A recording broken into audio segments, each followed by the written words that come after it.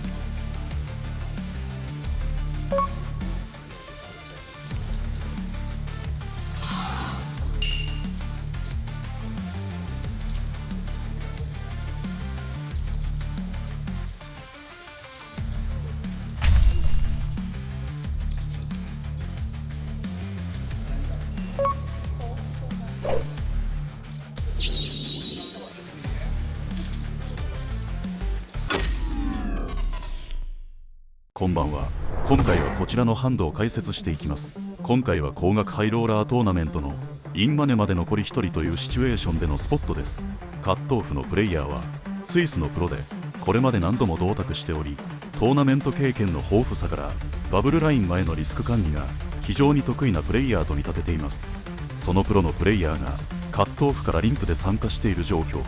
これまでこのプレイヤーからのリンプは観測していないため、おそらくプリフロップ時点からポットコントロールをすることでカバーされている長見に飛ばされるリスクヘッジをしていると見ています。長見はスモールブラインドでエース9スートを持っている状態。このハンドはレイズでもコールでもどちらでも良いハンドではあるが、今回は残り1人でインマネという状態であり、プレッシャーをかけることによるホールドレ区域を最大化することができる状況。そのため相手のエフェクティブスタック 35BB に対して相手の命を握りにいけるよう SPR が 2.5 前後となる。リンプレイズのサイズとしては少し大きい 6BB の3ベッドを返すことにしました。するとビッグブラインドは降りてプロのプレイヤーは長考していきます。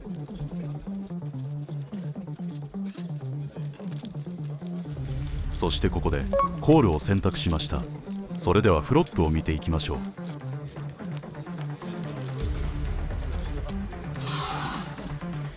ボードはキング5デュースの2トーンのボード。案の定長見は滑ってしまったが、コーラー側の持ち得るキング X はキング10スート、キングジャックスート、キングクイーンスートぐらいしかないと見立てており、エースキングなどはプリフロップ時点で4ベッドに回っていると推測しています。ここはレンジ CB を打てるシチュエーションだと考えており、キングを持っていた時でも自然なサイズかつ仮にブラフでオールインまで持っていく場合に調整しやすいサイズである 25% ベッドを選択すると、相手は少し考えコールを選択しました。プリフロップ時点での相手のレンジ推定は比較的タイトなレンジかつドミネーションによるペイオフをしづらいハンド群がセレクトされていると見立てています。4ベッドに回るハンドはポストフロップでは戦いにくいがブロッカーとして優秀かつエクイティの高いエースキングやエースクイーンのオフスート、エーシーズ、キングス、クイーンズ、ジャックス、テンズがそれぞれ一定頻度で含まれると推定しており、コールにとどまるハンドはエースから10の2枚で構成されたスートハンド、エーシーズから6ポケなどのポケットペアの一部があり、逆にオフスート系のハンドはほとんど残っていないだろうと推定しています。それではターンに向かいます。ターンカードは8のクラブが落ち、フラッシュは完成し、ポケット8がセットに昇格するボードとなりました。フロップの相手のコールにより相手側の持ち得るハンドは完成したフラッシュ、キング X、クラブ持ちのポケットに加え一部のクラブなしのハイポケットが残っていると推定しています。ターンでフラッシュ完成ボードとなったため、一部のポケットはターン時点でインディファレントにすることができる状態と見立てています。このハンドを諦めるかブラフを継続していくかだが、バブルラインということもあり、リバー時点でキング X や多くのポケットペアをオーバーフォールドに追い込めるスポットであると認識しており、エース9というハンドは相手側のフォールドするカードの多くを抑えているカードではないため、ここはブラフを継続していくこととしました。サイズはリバーでのオールインが自然となる 40% 前後のサイズを選択しています。すると相手は再び時間をかけます。そしてコールを選択。それではリバーに向かいます。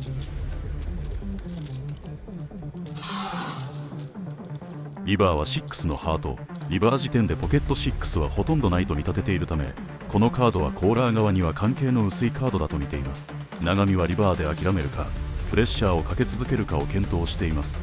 本来このスポットではエースのクラブを抑えたオフスートハンドがブラフ候補として上がることが多く、長見のハンドはブロッカーがない状態でのエアーブラフとなるため、ここでオールインを選択するには相手側に残っているハンド群の中でどのハンドがどの程度下ろせるかを見立てる必要があります。キングクイーン、キングジャック、キング10スートがそれぞれ3コンボずつ、クイーンズからナインズのクラブ持ちが3コンボずつ、それらに加えてハイポケットのクラブなしが一定頻度で残っていると推定しています。逆に相手側のコールできるハンド群はクラブのエース X スートでキッカーがクイーンから10までの3コンボ、エーシーズの3コンボ、キングスの3コンボ、ポケット8の3コンボとクイーンジャック、クイーン10、ジャック10は3コンボあるが、ここをコールしているかはわからない。そのためコール側のコンボ数の方が少ないと見立てています。おそらく相手のプロはキキャッチ側も一定頻度でコールを検討するとは思いますが、バブル前においてカットオフからリンプを選択するなどの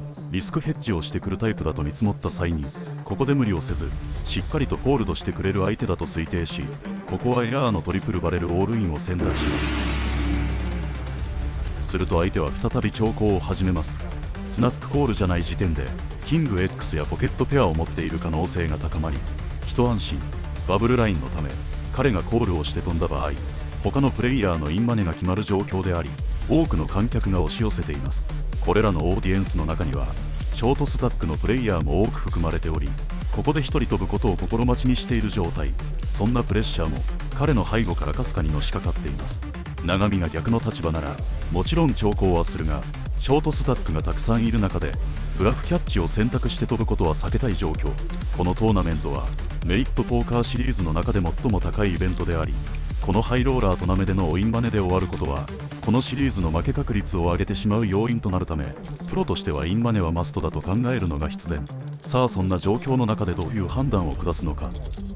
相手はかなり時間を取り3分ほどの長考をしていましたが、ここで降りることを決断しました。冷や汗をかくようなスポットでしたが、ギリギリのところを攻めて相手を下ろすことができました。ちなみにこのプレイヤーはこの日を境にあの時何を思ってたんだと会うたびに聞いてくるのですが、 YouTube を見てくれと伝えているので、この投稿を心待ちにしてくれているでしょう。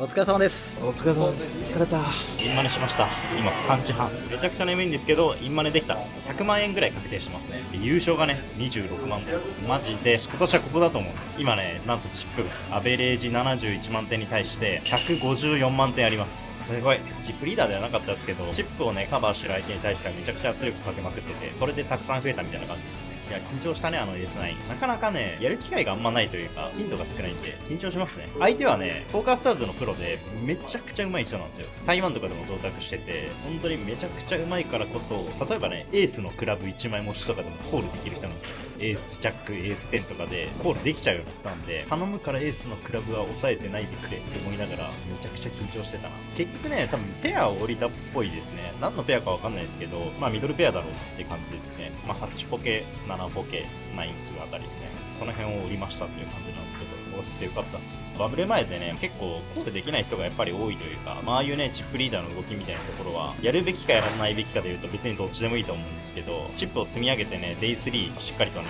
優勝狙って戦っていくためには、やっぱりああいう圧をかけて、チップを強引に増やしに行くみたいなところも、しやすいような状況っていうのがバブルラインなんで、そういうタイミングでね、チップの圧をかけて、チップを増やして、ファイナルテーブルまで目指していくみたいなところをね、僕はまあ、そういうスタイルを好んでやってるので、それをね、継続していけたらいいなと思ってます。ということで、まあ明日からデイ3ですね。今のところ、ウォームアップもデイ3って言ったので、2回目のデイ3ですね。なかなかないですね。もうこっからね、うなぎ登りでやっていきたいと思います。明日優勝するぞ。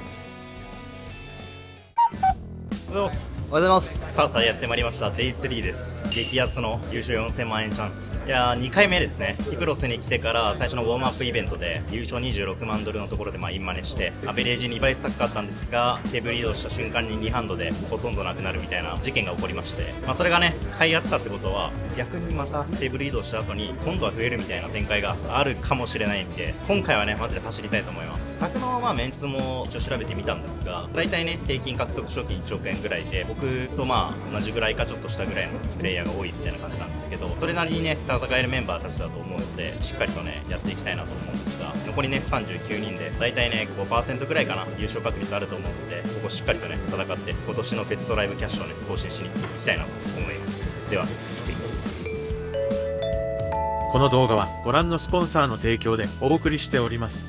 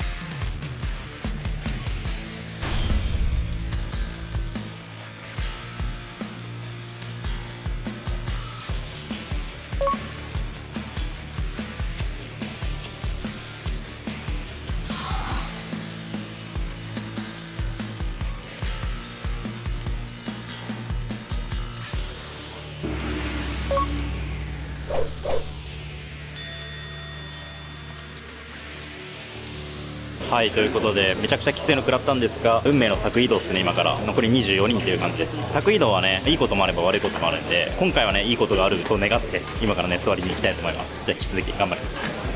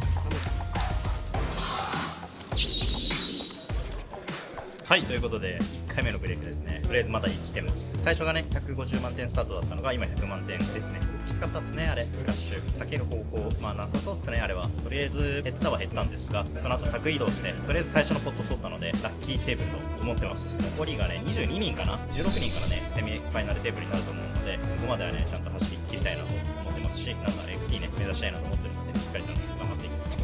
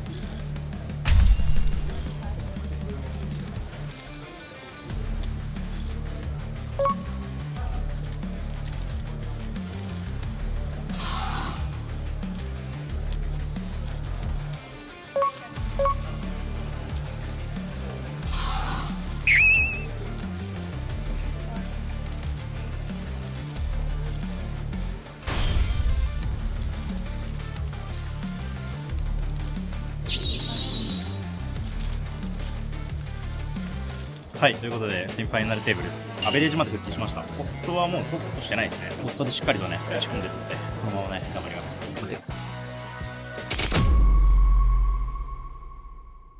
はい、というわけで2回目のブレイクですね。なんとセミファイナルテーブルに来てます。残り15人で16,170ドル確定してます。激アツですね。ただそれだけじゃね満足できないんで、ファイナルテーブルに行ったらね400万円以上確定して、優勝が4000万、あと15人で夢の4000万が目の前に。いや、今年に入ってからねそういうチャンス何回かあったんですけど、かなりね近いところまで来てるので、ここで決めに行きたいですね。A シーズン割られたりみたいな、もうあれもしょうがないです。よくあることなんで、ウォームアップの時もキングスがジャックスに割られたりとかしましたけど、続いてもくよくよしない。なぜならポストでちゃんと増やしてるから。ポストはねもう8割以上ポスト獲得してるんじゃないかな。落としたのがね本当に1個2個ぐらいしかないというか、僕のプレイスタイルってもうスーパーアグレみたいな感じなので、相手がパッシブになった隙を突きに行くみたいな、相手のね弱いチェックレンジを突きに行ったりとか、相手の弱いレンジに対してね意地悪なことをしたりみたいなところがね結構僕の持ち味だったりすると思うので、そういうのがね ICM が効いてくるとかなりやりやすくなってくるといったところで、若干ね分散は激しいとは思うんですが、しっかりとねポストでかなりエッジを出せてるなっていう実感はあります。あと7人飛べばファイナルテーブルなので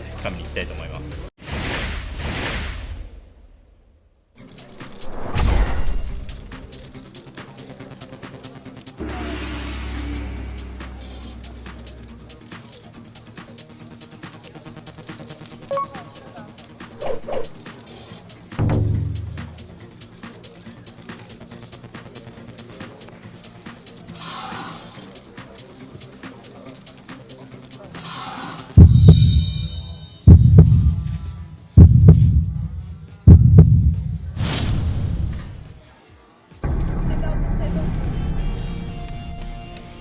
お疲れ様です。お疲れ様です。飛んじゃいました。15位。賞金は16,170ドルですね。惜しかったですね。最後ね、ピンククイーンスートで SB から、もう鉄のオールインですね、あれは。一応ね、時間使いましたけど、バランス取るために。エース3スートのコールはね、めちゃくちゃ広いですね。基本的にはもうゴールドした方がいいハンドなんですけど、最後ね、フラッシュ引かれちゃいましたね。しょうがないです。ここまでね、何回も抽選受けてきてるんで、どこかで多分吹くとは思います。ちゃんとね、プレイできてますし、ポストドロップでもね、しっかりとエッジを出せてるんで、どこかで本当に吹きたいです。とりあえず、今回15位でしたけど、プライスで言うとね、かなりもらいました。250万円ぐらいゲットしたので、9大点でしょということで、一旦ね、ハイローラーは終了になるんですが、なんとね、今もうメインイベントがスタートしてます。もうね、キャッシュアウトもせずに出てこようかなと思います。では、行ってきます。1100ドル出しのイベントがあるので、それに出てくるかなと思います。